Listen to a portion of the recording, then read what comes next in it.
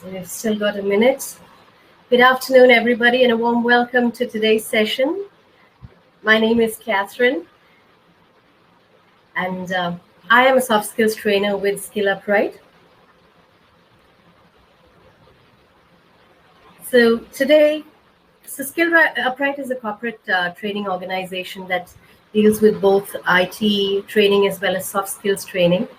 And so I am a part of the soft skills training division, and I have the honor and the privilege of introducing Dr. Madana Kumar to you today. Good afternoon, Doctor. Really a pleasure to have you with us today. So Dr. Madana Kumar has a PhD in servant leadership, is an industry veteran with close to 4 decades of industry experience in organizations like Bharati, HCL, IBM, etc. He is a passionate student through leader and practitioner of servant leadership. His passion is in evangelizing servant leadership, a topic he chose for his doctoral dissertation in all types of organizations, including corporates, educational institutions, and social sector organizations. He is the co-founder of Leadine Organization Builders. You can check out their website. It's www.leaddyne, that's LEADYNE.com, an organization that has a vision of changing the leadership paradigm of organizations and individuals. Additionally, he is currently leading the implementation of servant leadership culture in a digital services company, UST Global, enabling the organization to accelerate its transformation and bring in significant business impact. His efforts have brought several national and international laurels to him personally. For example, CLO of the Year, Global CLO of the Year, Talent Development Champion of the Year, etc. And for the organization, several Brandon Hall Awards, the ATD Awards, Learning Elite Listings, etc. Madana is recognized as a thought leader, strategist, and mentor in the fields of learning and development and leadership. He's a much sought-after speaker at several national and international conferences, Tier 1 management institutes in the country, and a prolific writer in several national and international magazines on the topics of learning, strategy, and servant leadership. Trust me, you're in for a treat with today's session. Please make sure you make the best out of it. And it's over to you, Doctor.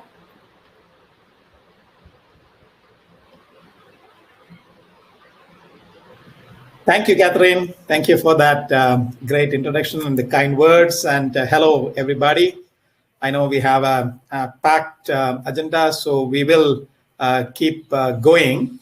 What we are going to look at today is on the topic of how can we create a solidly entrepreneurial culture within the organization. And in other words, how can we make every employee act and behave like the owner of the organization, not in a negative, a conflicting way, but in a positive, complementing way, so that the organization accelerate towards its goals and wealth creation and shareholder benefits and stakeholder benefits and employee benefits and all that stuff. So that's really what we are going to look at today. So we are going to really go quickly through this, and let me just first ask you to do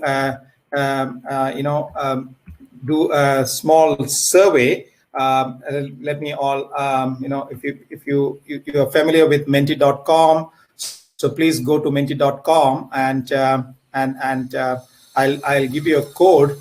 And I want to see your reactions on this. So go to menti.com, which is menti.com,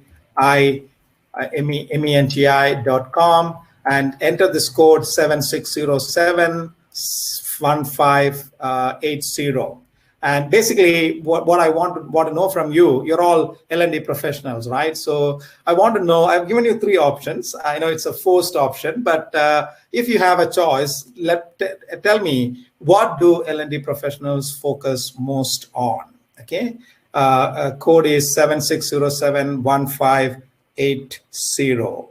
1580, 7607-1580. So that's the code.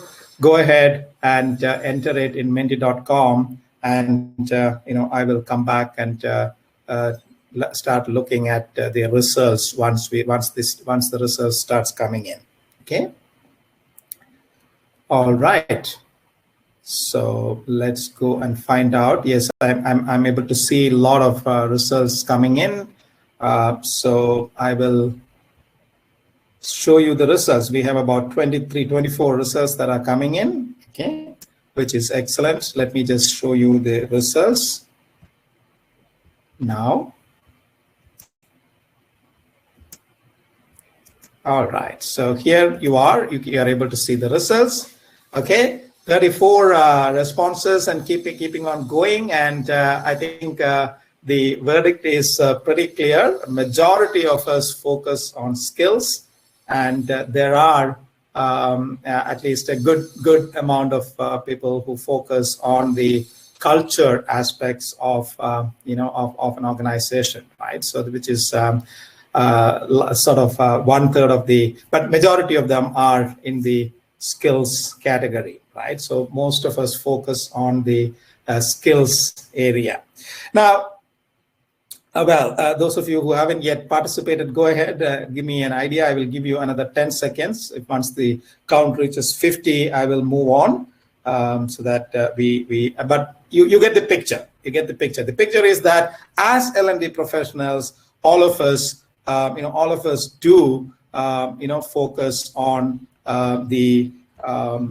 all of us do focus on skills significantly, right? So that is really what we are looking at here. Okay, so if that is the case, right? If that is the case, let us ask this question: is that sufficient, right? Is that sufficient, or do we need to focus on something else also, right? So if you really look at so based on your own this thing, basically what we have seen is that a lot of us focus on the skills, and then of course some of us focus on the roles. But what actually matters, because all this becomes a subset of the culture that the organization is in, right? So this is really how I would see the role of an employee, of an L&D professionals, where when we focus on something, when we focus on employee development, it is not just it is not just about the employee development, focusing on the skills alone, but I think what we need to do is to also focus a lot on the culture aspects of of the organization, because the culture is what is all prevalent, and as many of you know, culture eats strategy for breakfast, right? Because unless you have the right culture, you don't really progress well. So how do we and what type of culture is required in the organization, and what is it that we need to look at? So that is what we are going to look at quickly.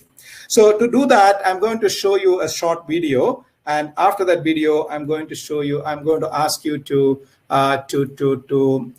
give me your opinions about the video. Okay, so watch this video carefully, and after this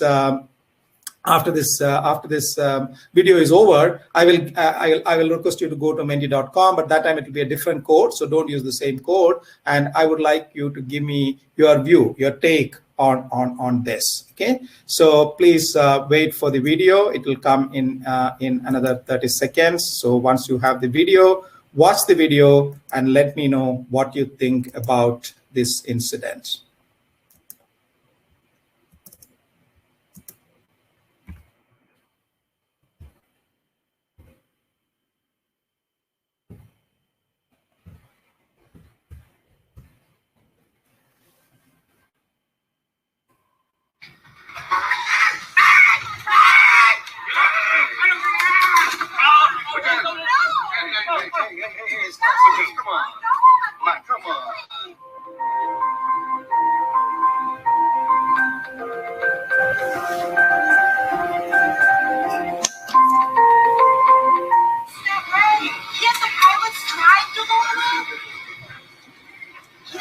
a car full of pilots and look at that. Oh my god! Oh my god! Oh my god! No! My guys! My god! What are you doing? No! This is wrong! Oh my god! Look at what you're doing to him! Oh my god!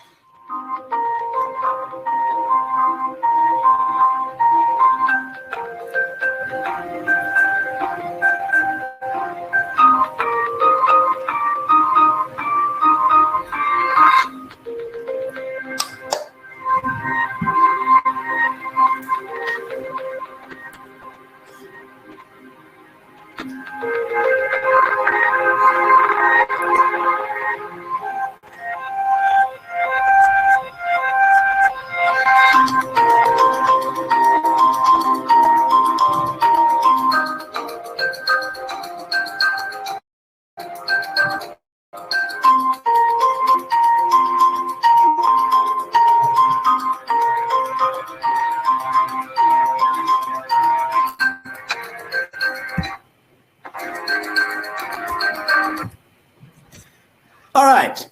Now, remember, overbooking is a reality in in airline industry. Almost all airlines do some amount of overbooking to make sure that they don't fly with empty seats as a safety backup. So it's not an uncommon practice.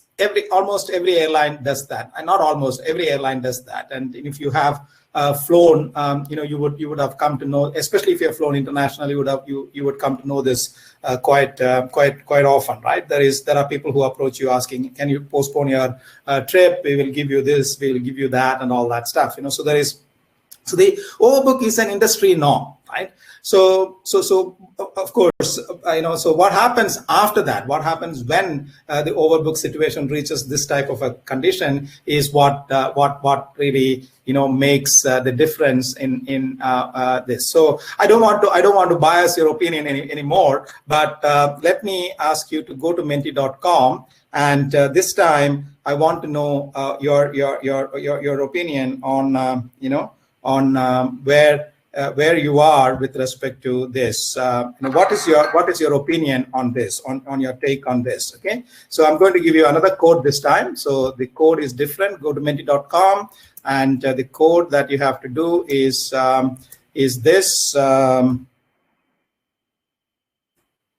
This is the code 47706099. 47706099. So go back to the menti.com and go ahead and get this. Let's go do this, please.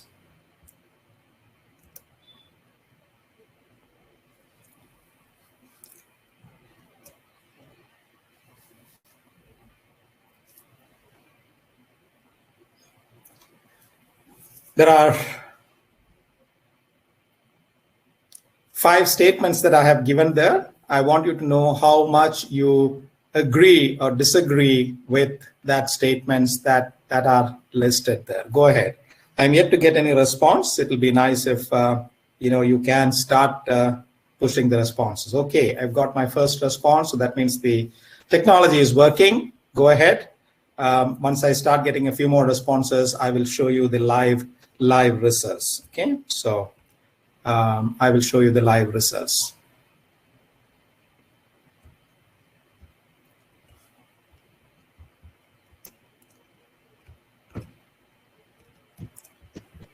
All right, excellent. So there are plenty of responses coming in here, very interesting responses, right? So yeah.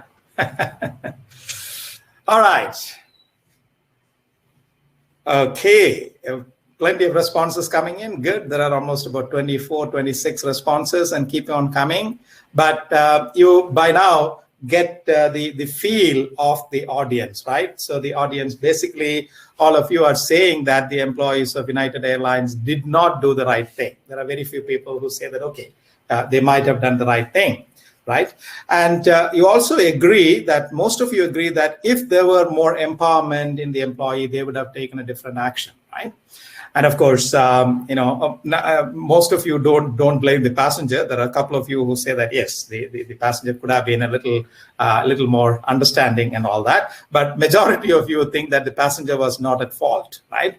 But interestingly, there are some of you who think that the passenger did not read the small print, which says that you could be physically removed and your teeth could be broken or your nose could be broken and all that stuff. Right. Of course, a lot of you agree that it is a leadership issue. It is a leadership issue, and the leaders did not create a culture where employees could deviate from the rule book when needed. Right. And you also agree that United leadership would have taken action against the employees if they did not follow the rules. Right. So this is truly the situation in this thing, because if you really look at what really happened, you will realize that the employees did what was there in the rule book. The rule book says that, look, if there is an overbook situation, ask for volunteers. They ask for volunteers. And if the rule book says that after asking for volunteers, if no one volunteers, pick people at random. They did that. And the rule book says that if the people who are picked at random do not move away, call the security. They did that. So they just went by the rule book. And so they can always say that, look, you wrote the rule book. I cannot go beyond the rule book because you have told me not to go beyond the rule book. So I just followed the rule book, and this is the result, right? And this is really what happened in this particular case. Now, if you really analyze this, you would realize that this is actually not surprising, in the sense that that when we follow a traditional hierarchical organization, right? When we follow a traditional hierarchical organization, this is exactly what will happen, right? If basically what will happen is that if you ask this lady, who does she work for? She will say she works for this orange-colored hair lady, and she will say that she works for this spectacle lady, and she will say that I work for this guy with the with the beard. So basically, what happens is the working for happens upward. So you try to please the bosses, you try to please the higher ups, and with the result that customers who are here, they are left in the lurch. There is nobody who cares for the customers. And this is exactly what happened, because the directions are flowing from the top down, and the directions are flowing from the top down, and the accountability obviously is not to the customer but to the management, right? So that's really what happened in this particular case, and this is really what happens in traditional organizations. I'm sure you must have come across this, in several situations when you went, to a bank, or when you wanted to, get a service from someone. You calls up somebody, and somebody says, "Look, it is not. I can't solve this for you. You have to speak to my manager." Or, this is beyond my. I don't have the authority to do that. You got to speak to someone else. How many times have you heard this? And this happens because the employees lack a sense of ownership, or they are not empowered to act as if they own the action or they own the customer relationship, right? So this is truly what happens. And just look at what happened. What is the ultimate result of that, right? For United Airlines, if you really study that, it is very interesting to know what happened with United Airlines, right? They ultimately agree. They ultimately agreed that that their policies got in the way of doing the right thing, doing the right thing. The CEO in the final report does say that, right? And of course, the CEO loses his job. There's a huge drop in the capital market, share market, because of that, right?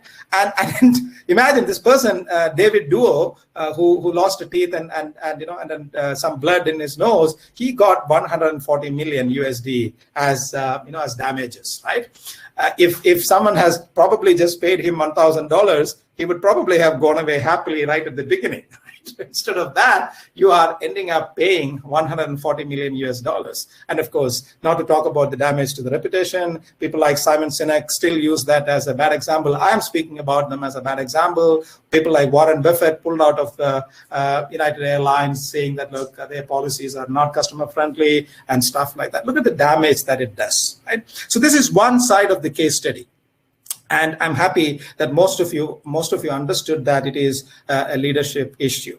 Now, let us take another case, right? a case of Southwest Airlines. So here is a case where there is this young boy, two-year-old boy, who was beaten up by his drunken stepfather, and so the boy gets into the hospital. The doctors give up hope, and the doctors say that the boy will not survive. He is going to die, so they want to pull out the life support systems. But the family says that, hey, look, one last time, we want the grandfather to be able to see the grandson before the grandson passes away.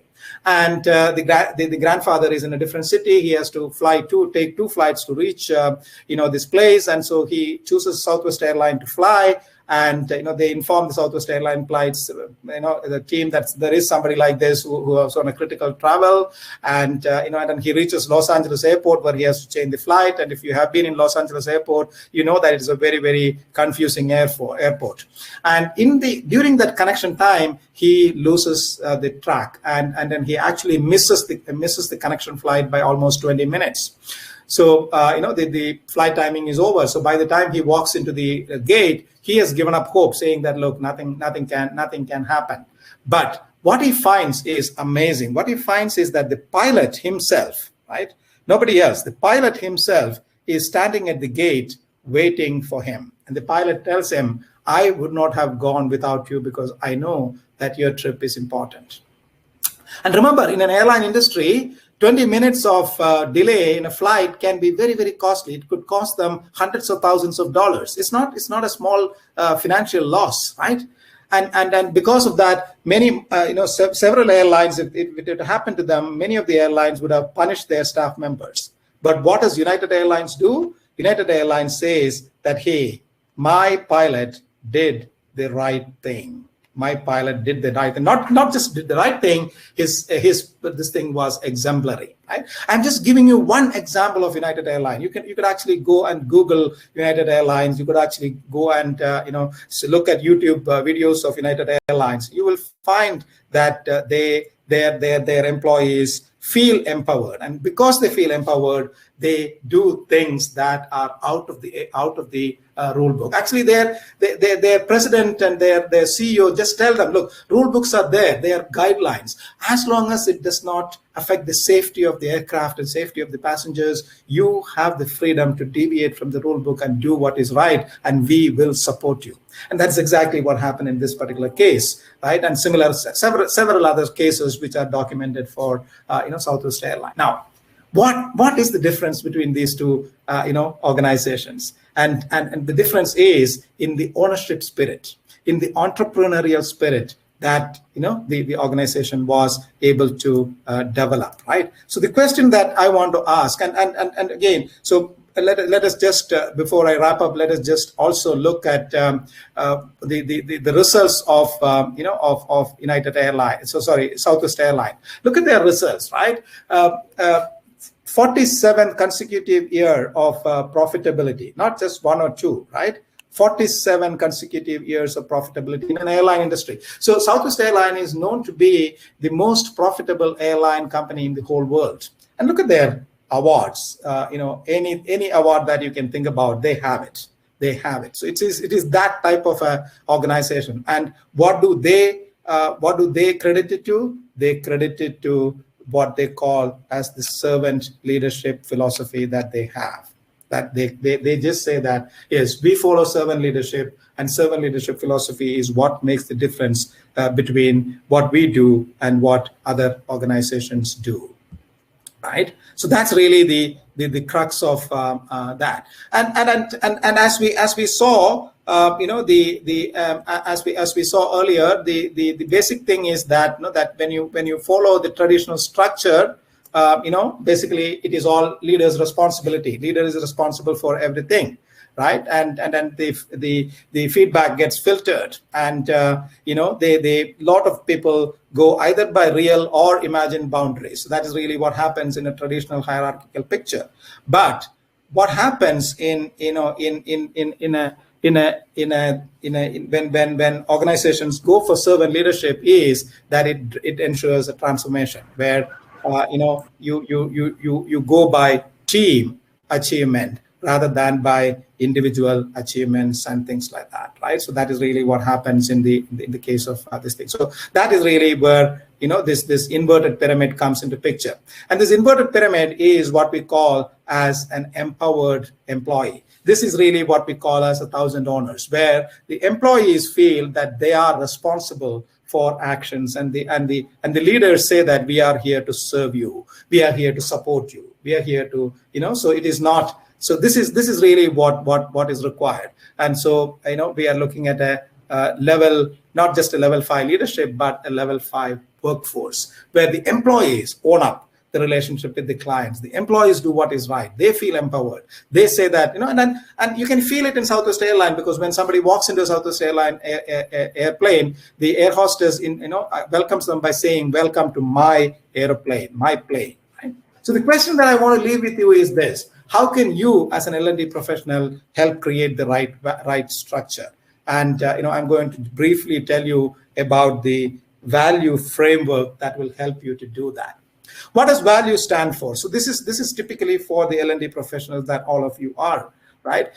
First of all, do have a higher purpose vision. Okay, do not just stay with numbers and training programs and hours that you have trained, or the first level feedback that you get and stuff like that. Do have a higher purpose vision for the leadership, the learning function, the leadership development function, right? It's a vision like transforming the lives of the individuals, transforming the lives of the clients, right, etc., etc. Do not stick with just basic efficiency or effectiveness measures that as your goal. And of course, learn to appreciate what others are doing and what leaders, what your learners are doing, right? Love them for what they are. Like, this is very important. Do not, and love your work also, right? It is about loving your work and about loving the people who take your programs and things like that, right? So your interventions. The U is for uplifting, right? Uplifting is about about lifting up somebody, about you, right? I love this analogy that one of my friends always talks about, right? Let us say that you have a young child, and you take that child to a fair or a feat, or whatever you call it, a festival, right? And this young child is and you see that this young child is not very happy because she is walking along with you, right? And you wonder, because the place is lit up, the price is bright, people are enjoying, there is music, there is fireworks, there is lighting, everything, and you wonder, why is this child not happy? And then you bend down to ask, talk to this child, and you bend down and ask her what is wrong. And when you bend down, you realize that at her eye level, what she sees is only the dirty feet, the dirty shoes, the trousers, the skirts, and stuff like that. Then you realize, oh boy, I made a mistake. What you do then? You lift up this girl, put her on your shoulders, and then you see her face brightens up, because then she's able to see what you were seeing till then, right? What you have done is you have lifted up that child to see beyond what you can see actually, right? Because when she sits on your shoulders, she's able to see above your head, right? And she is able to see more than what you can see. That is the true spirit of uplifting. And that is really what you need to do. You need to focus on, as an L&D professional, right? As an L&D professional, you got to focus on uplifting your learners. Don't just throw learning programs at them, but do things that will make them better than you. And the last one, of course, is empower. That is really what we were talking about, right? Empower the learner.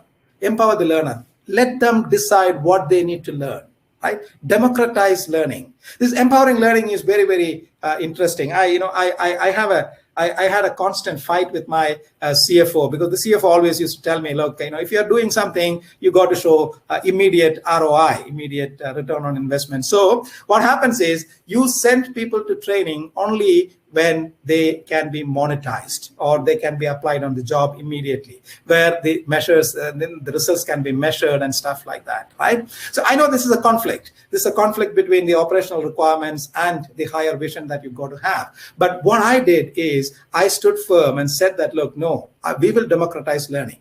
So when we purchased, purchased the e-learning suite from a couple of large enterprises, I can name them: LinkedIn and Pluralsight and Coursera and all that stuff. The CFO asked me, look, if you do this, they may go and learn about photography and about cooking and about gardening and all that stuff. They're spending their time and we are spending our money doing that. I said, yes, they let them do that. And to my surprise, that's exactly what happened. When initially people started, the leaderboard showed photography as the first 25 courses that people are accessing. But fortunately, after that, it changed, and then it became AngularJS and and MongoDB and all that stuff, and people were happy. So my message is very simple: empower the employees. Do not decide what they have to learn. Give them the option of learning what they want to learn, what they like to learn, what they're passionate about learning. And I assure you, from my experience, I assure you that if you democratize, if you give them the choice, they will learn things that will add value to the organization. But on the contrary, if you allow them to take learning only on what matters to the company and what brings immediate results to the company, it is likely that that they say that, okay, look, I will find this learning somewhere else. I will probably take a course in Coursera myself, or I will go to YouTube or Google and learn myself rather than doing it here, right? So please do empower the employees, right? And that is very, very critical. Empowering the employees is very, very critical. Democratizing learning is very, very critical. So how can you, as a learning professional, create a right environment, right culture in the organization? Use this value network, and the value framework is best is best implemented when you have a servant leadership culture within the learning organization, and preferably within the whole organization, right? And that is really what what you need to be looking at. So I'm urging you that, and that is how in UST, that is how in LEADI we have been successful, right? We have been successful because we have implemented servant leadership, and that provides a democratization of learning, and that provides the choice of learning to the employees, and that helps us to implement the value framework. And that has given us significant results. And let me also tell you, when I did this, when I actually empowered the employees, what I found was that the learning penetration went up by as much as 300%, 3x improvement in learning penetration, right? And a majority of them were on things that were appropriate for the organization, on technology skills, on soft skills that they need, and things like that. But when we were forcing them, when we were telling them these are the only courses that you could take, the learning penetration was not all that great. Okay, so again, results show that yes, the time for something like servant leadership has come. Now, what is servant leadership? There are several definitions. This is my own definition. Basically, a servant leader is someone who invests in the life of another person to the extent that the other person becomes bigger, better, wiser, richer, healthier, wealthier, happier, more famous than the leader himself or herself.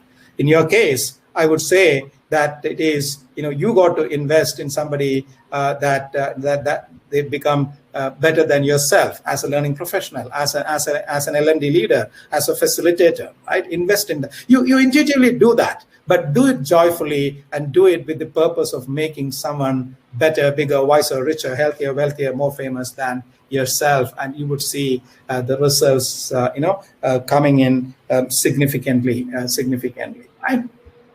So, and that is servant leadership. Okay, so let us look at what is your opinion on servant leadership. Let's go back to Mindy.com and please use this code 45780197 and let me know your agreement with the statements that I have done there. Basically, you might have heard about servant leadership. Otherwise, you can always go with this definition of servant leadership, right?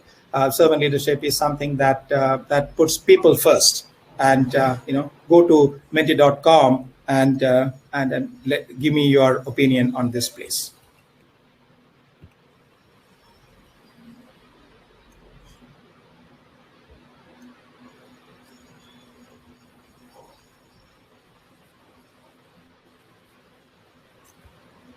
All right, I'm able to see some responses coming in, and I will show you the live results briefly. The moment I get some more responses. I've just got one response. Come on, everybody else. Fingers on the trigger, go ahead.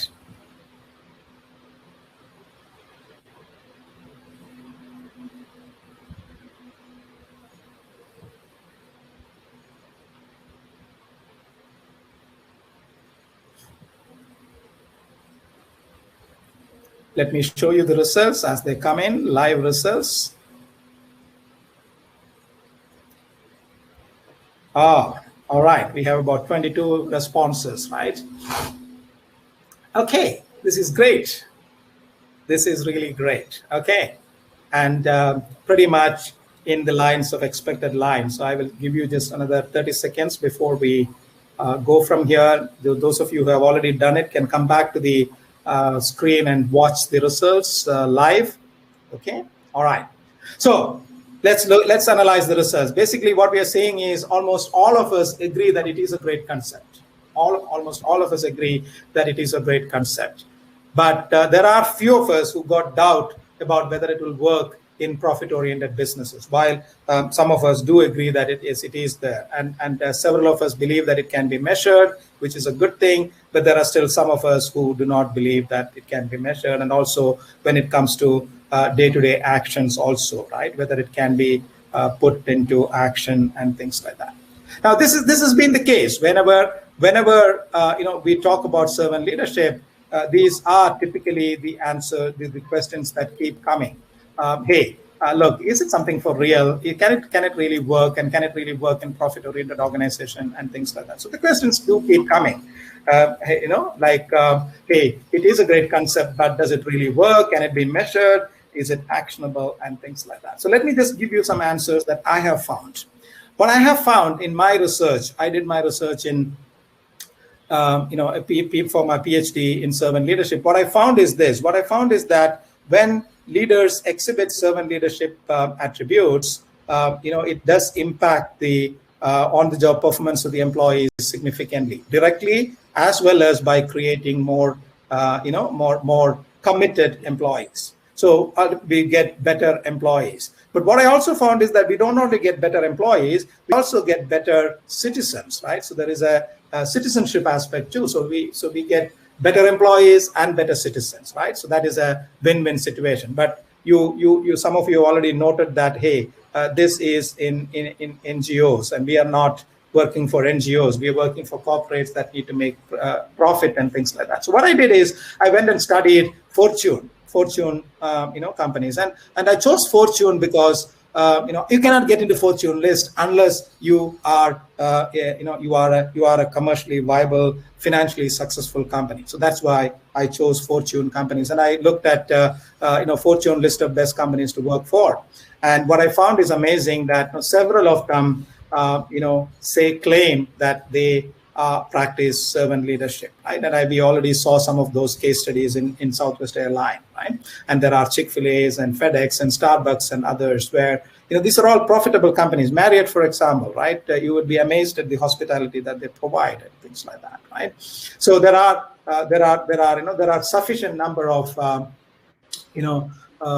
evidences and case studies to show that servant leadership and profitability is not antithetical to each other, that you can create for example, when you want to create a servant leadership culture in the organization, the organization may ask you, look, how about profit?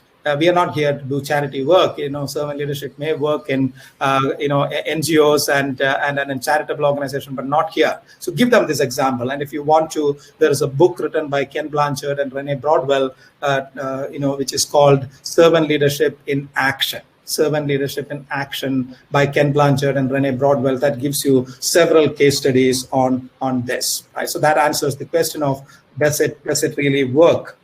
And if you want to further, we have a scale that measures it, right? And we measure it actually in these 7 behaviors, as we call it: demonstrating conceptual skills, empowerment, emotional healing, putting others first, behaving ethically, helping others grow and succeed, and creating value for community. We can measure and let you know where you are. So yes, it is measurable. And what we also do is we have a framework called the 4A framework, where we help people to implement it through what we call as a practice guide, right? So these are things that we do, to make sure that it is there. That's really what we do in Leadine, as Catherine told us at the beginning, right? We basically help organizations to understand the how of servant leadership, right?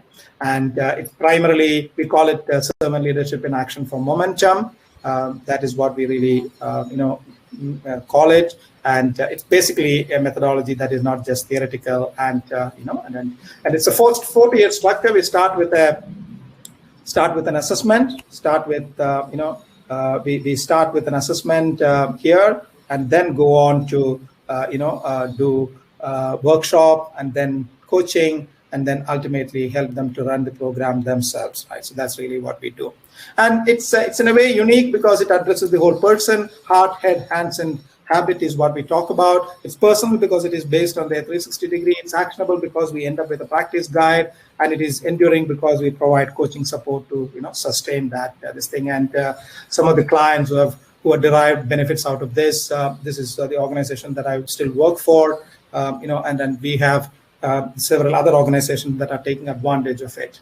And the organization that I work for, UST, you can see that that after we started the servant leadership movement, we are there all over the place, whether it is Great Places to Work, or whether it is in Glassdoor, or whether it is in Top Employees Institute and things like that. We are getting recognized as an employee-centric organization significantly. And just this week, actually 2 days back, our program, Transformation Through Servant Leadership, won the Gold Award in Brandon Hall. As L&D professional, most of you know what Brandon Hall Award means, and what gold standard there means, right? So it is there, right? So that's really what we really do, and that is the whole aspect of how, as L&D professional, you can take that value framework and apply it so that you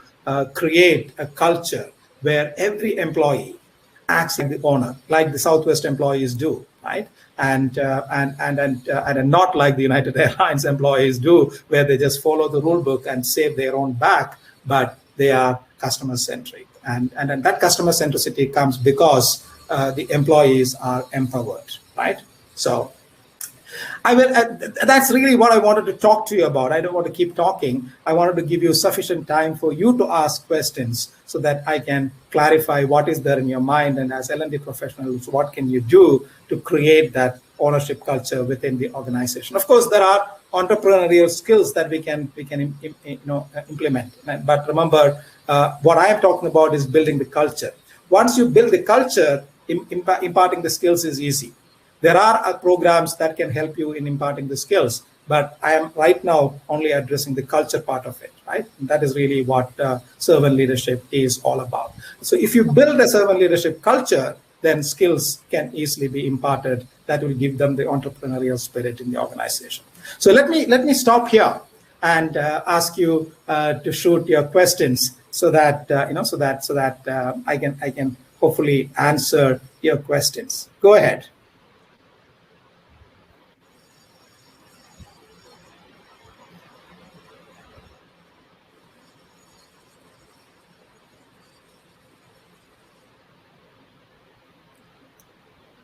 Okay. What questions do you have?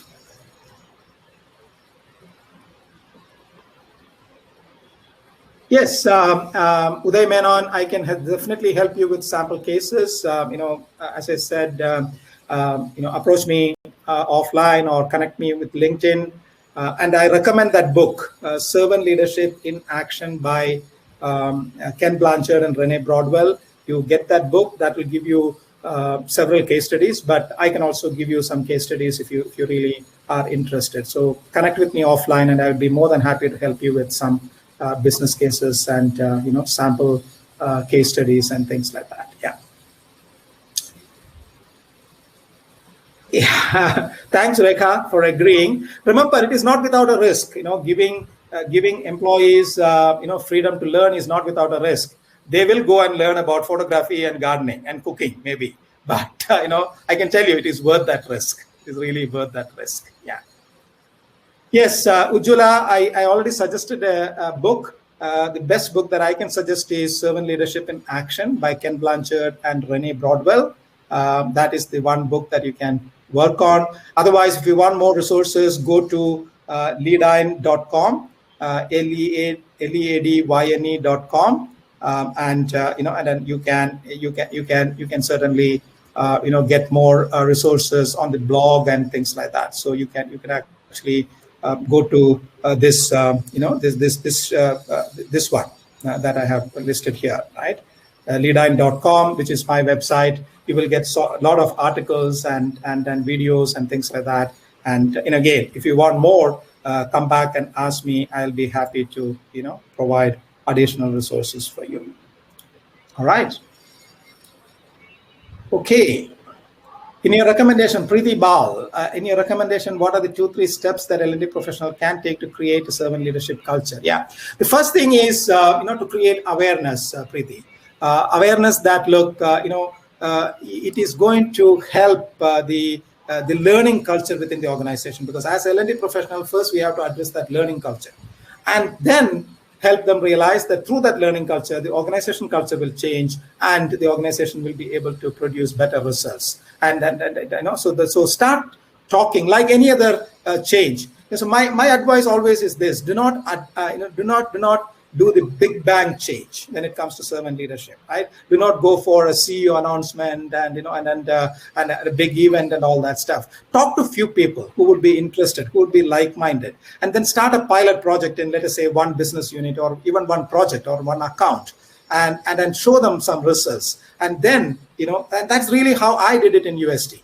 I didn't do a big bang announcement, and then get things done. But I picked up a few business units or a few projects, few accounts that are interested, talk to them one-on-one, convince them through case studies and all that, and then got their buy-in and then implemented it there. And then they started talking about, hey, when we did this, it become, and then those accounts actually got the best account award and all that stuff, in addition to getting customer accolades. And so they started saying, hey, it is because of servant leadership that we are getting this, and and then that becomes a movement. Okay, so as I always say, there are two ways of implementing change. One is to introduce it at the top level and top down this thing. But servant leadership works better when it is introduced laterally and as what we call as a stealth mode. So pick 1 or 2 units, work with them closely, bring in the results, and then the results will talk about itself, and that will become a movement. Okay, the starfish one. So Preeti, that's my advice to you in case you want to know how to start. Indian companies, yes, Smita, Tata is one company that I admire, and I think their philosophies do align with servant leadership quite a lot. And there are several other companies. One of them is a new bank called ESAF Bank. I know that the CEO practices servant leadership in and out. So there are some companies and things like that, right? Okay. Uday Menon says Bain and Company also adopted servant leadership. Thank you, Uday. I haven't studied Bain and Company, but I will take a look at it. Yeah. Rekha says, however, it also increases in attrition. Yes. So there is always a risk that you people whom you invest in, they may leave, right? And there is a risk that is involved. But I can tell you that in most of the organizations where servant leadership has taken root as a culture, the attrition rate has overall gone down rather than gone up. Initially, you may find that somebody who learns something that is not relevant for the organization may leave. Yes, but as they say, it is better that they learn something and leave than they do not learn anything and stay. Okay, so that's always you have to decide which is more harmful, right? As a servant leader, have you been taken advantage of, Abhishek? Absolutely, Abhishek. Being a servant leader is not easy. People will misuse you. People will, ridicule you. People will start walking all over you. People will start saying that, yes, I can take advantage of this guy. So I never say that being a servant leader is easy. I actually say that being a servant leader requires maximum courage. It takes guts to be a servant leader, because you know that some people will ridicule you. You know that some people will misuse you, right? Now, but my answer is this, Abhishek. On this, any good thing that you do, there will always be some people who will misuse it. Let me tell you that. There is we don't live in a perfect world. So there will always be somebody who misuse something that we do.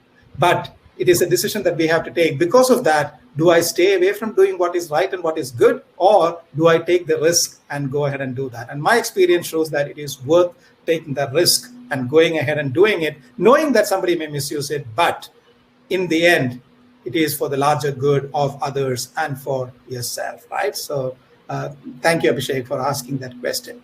Yes, Ujjwala, I completely agree with you. Only L&D cannot change the culture. Absolutely, absolutely. But the thing is, Ujjwala, somebody has to start it, right? And so I'm asking L&D professionals to be the change catalysts. I'm asking the L&D professionals to start changing slowly. And you may fail, but it is better to try and fail than not to try at all, right? So yeah, I agree. You got to have the buy-in of the CEO. You got to have the buy-in of the leadership team and all that. If they don't want to be involved at all, then of course you don't have a chance. I can only pray for you. But I still believe that you should attempt. Unless you try, you don't know, right? Yeah. Ramya Raghavan, I haven't looked at this. Thank you for suggesting that book. Yeah, thank you for suggesting that book. Yeah, thanks, Srinivas. Very, very correct. Being vulnerable is very important. Yeah. Yes, Archana. Archana, you bring in a very valid point. Yes, the name of the concept is very negative, right? The name of the concept is very negative. Actually, I always ask, when you hear the word servant, what comes to your mind? And I'm sure the answer is the maid, the waiter, and then people like that, right? None of us get up in the morning and say, hey, I want to be a servant today, right? So when we talk about servant leadership, people say that, hey, it is an oxymoron. You know what an oxymoron is? An oxymoron is something, a term that contradicts in itself, right? Yes, so servant leadership is an oxymoron that contradicts in itself. How can you be a servant and a leader together? And there is a negative connotation associated with servant leadership, an oxymoron, right? People say terrible beauty, deafening silence, and some people even say happily married is an oxymoron. Yeah, so servant leadership is an oxymoron, right? So if you don't like the name, change the name. I don't care, right? I'm really not a fan of sticking to a name and things like that. If you believe that servant leadership will become successful in your organization by calling it something else, go ahead, call it something else. A rose by any other name is still a rose. Okay, so go ahead and call by something else. But I do agree that yes, the name does give it a little bit of a challenge. Leading at another level 7 leadership in action. Yes, those are good books, but they are not directly related with servant leadership, right? So servant leadership books are, there's another book by Ken Blanchard and team, which is called leading at a higher level. So that could be the one that you could look at. What are the typical KPIs that you use to show success of servant leadership? Yes. So initially, when we started this, we did what we call as anecdotal changes, right? How many people changed? How many people believe that it helped them to improve the customer satisfaction and and team working and all that stuff. So most of these things were anecdotal. So what we do is we collect what we call as most significant change stories. We call it as MSC stories, most significant change stories. And a collection of those stories is what we initially started using to propagate this whole concept, right? And so that's how it initially started. But then we started seeing its impact on employee engagement. We started seeing its impact on employee attrition, and we started seeing impact on the external recognitions that we get, and things like that. And now we are on a process of measuring direct linkages with business results like attrition, like revenue, like customer accolades and stuff like that. So it can be worked out, but it has to be done, after about 12 to 18 months after implementing. So you can then measure it to actual business metrics of the organization. So Smita, thank you for asking that. Yeah, thank you for asking that. Yes. So, Rovina Pereira, you asked what are the tangible value add targets, right? You know this. I guess you know this. There are efficiency measures, there are effectiveness measures, and there are outcome measures, right? To show the effectiveness of servant leadership, you go to the outcome measures. What are the outcomes that are coming in from this? So how do we measure the culture, right? And how do we measure that cultural change to the revenue targets or the financial results of the company? So we will need to establish that. And it has to be done on a case-to-case basis, but it can be done. It can be done. So what we have done is we do regularly these business impact measurements, right? Sometimes we do simple things like comparison. We take a control group of people who have gone through the program and compare their results with a control group of people who have not gone through this program. And the results are amazing. Sometimes the differential is almost 300%, whether it comes to attrition, whether it comes to performance, whether it comes to, what we call it, the EBITDA, the profitability of the team and stuff like that. So, but there is no panacea for this. There is no, one size fits all solution for this. It has to be customized to every organization, right? And we have ways in which we can do that. Rowena. So that's this thing. Yeah. Kranti, you say attrition is everywhere, especially with Gen Z. And it is interesting that you bring this Gen Z concept, because I believe that Gen Zs are more attracted towards servant leadership. I believe that if you want to hold the Gen Zs more in your organization, servant leadership culture is the best answer. And this is my research, because Gen Zs have a choice. They don't need to stick with you if you don't care for them. So the only reason why they will stick with you is if they know that you care for them, you care for their welfare beyond the technology or the coding skills that they bring to you, or the same skills that they bring to you. You care for them as an individual, as a person, right? That is when you invest in them as a whole person. You don't tell them, okay, just go learn AngularJS because I can bill you, I can increase your billing rate. You go and tell them, okay, look, I am interested in you. So if you want to improve your presentation skills or negotiation skills or photography skills for that matter, I will invest in you. Immaterial of whether I can translate that into billing rate increase or not. If you're able to talk to the Gen Zs in that language, your chances of retaining them are much higher, and that is what my research shows. Thanks, Kranti, for raising that issue. Yeah. ROI. No, we should never do away with it. But my Soumya, so Soumya is asking, what are your thoughts on ROI? We should never do away with ROI. That is required, right? But I would say that you change that language and make it into the impact. What is the business impact that you're making? What is the society impact that you're making? What is the people impact that you're making? So instead of just measuring the return on investment alone, just go with what is the impact that you're creating. And then if you really look into your organization, you will be able to able to come up with that, right? Yeah. So Maithili asked me top 3 KPIs for L&D. I would say, basically employee engagement, or rather, I would say employee life experience. That would be my KPI. For L&D, employees' life experience, not just employees' experience at work. Remember, it is different from employee experience. It is employees' life experience, which is something that I would like to look at. And then the decision velocity, for that matter, right? In an organization, how soon does the decisions get taken? How many levels of approvals do you have to go through to get something done in an organization? So the decision velocity. Again, you got to translate that into measurables at a later date. But at the top, these are some of the KPIs that you can certainly look at, right? So you can look at that, Maithili. I hope that helps. Yeah. How far is it applicable to Indian society, where we have a hierarchy mindset, following orders only? Yeah, it is. I believe that it can be done, and it is doable, right? It is doable. And let me give you again a Tata's example. In 1940s, long time before the British Raj was still here.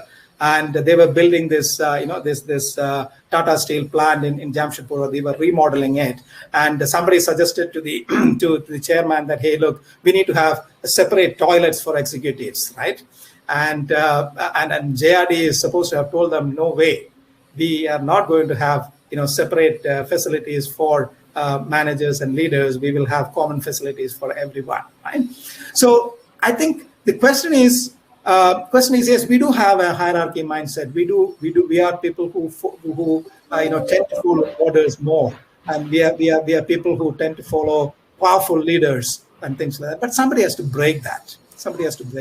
And there are examples of people who have broken that, right? Ratan Tata, for example, still stands in the queue when he goes to Bombay House for climbing onto an elevator, right? If he reserves one elevator for himself, nobody is going to object. But he still stands in a queue to go and do that. So I think it is by example. So if we can set some examples, I think mindset can be changed. Antara, that's my answer to that. Okay. All right. Thank you very much. I think it has been a great time, and we are just at the hour. So I will hand it back to Catherine to wrap up the session.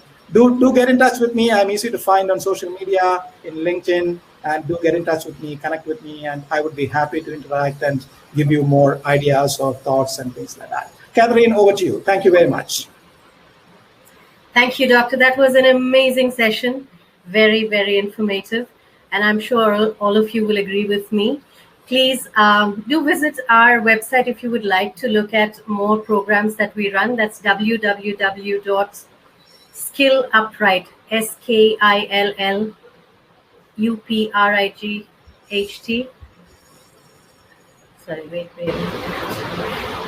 .com. And if you would like to look at more of our sessions.